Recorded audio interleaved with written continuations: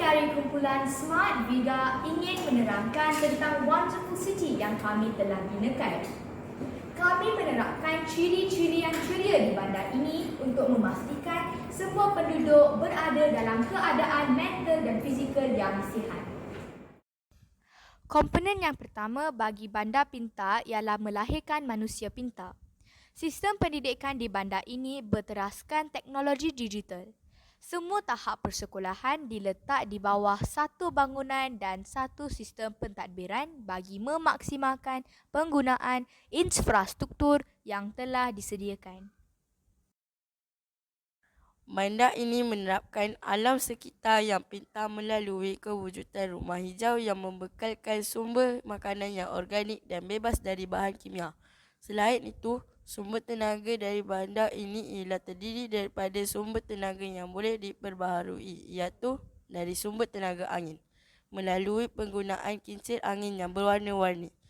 Sumber tenaga yang lain pula ialah tenaga cahaya matahari melalui penggunaan panel solar di ruangan yang tersedia dan juga di atas bangunan-bangunan tertentu. Pemilihan sumber ini bagi memastikan alam sekitar terus bebas dari pencemaran. Sistem ekonomi pintar di bandar ini pula adalah melalui penggunaan platform digital dalam bidang pengurusan bandar. Penggunaan tenaga kerja dapat dijimatkan apabila platform digital digunakan di dalam bidang pengurusan, pentadbiran, perindustrian dan perniagaan.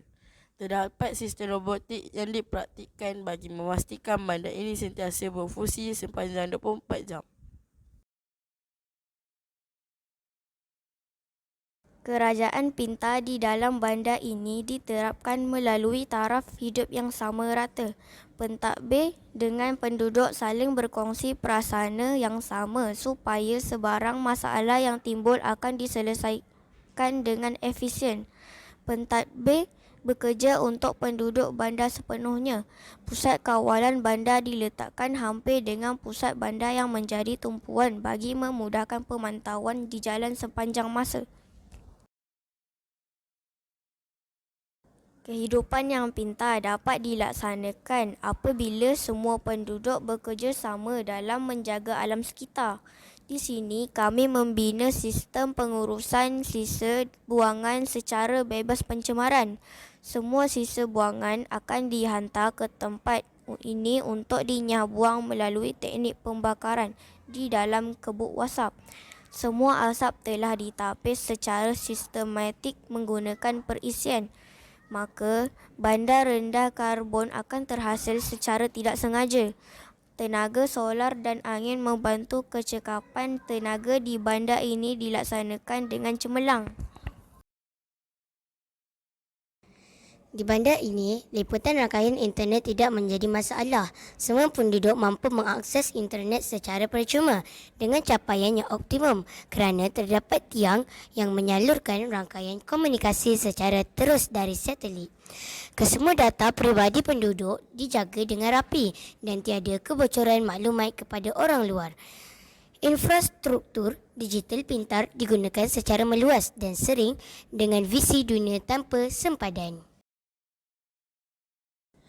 Pengangkutan awam yang sentiasa cepat dan mesra, pelanggan membantu pengurangan keperluan kenderaan sendiri di bandar pintar ini. Semua penduduk dapat menggunakan kemudahan pengangkutan awam dengan baik kerana kecekapan dan kualiti pengangkutan awam yang cemerlang dipraktikkan.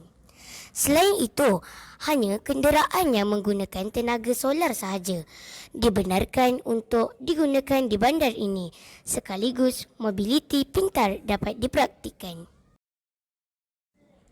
Bagi membina bandar pintar ini, kami akan menggunakan bahan lestari seperti kotak, botol mineral, batang aiskrim dan lidi sebagai bahan utama yang mudah didapati di sekeliling kita.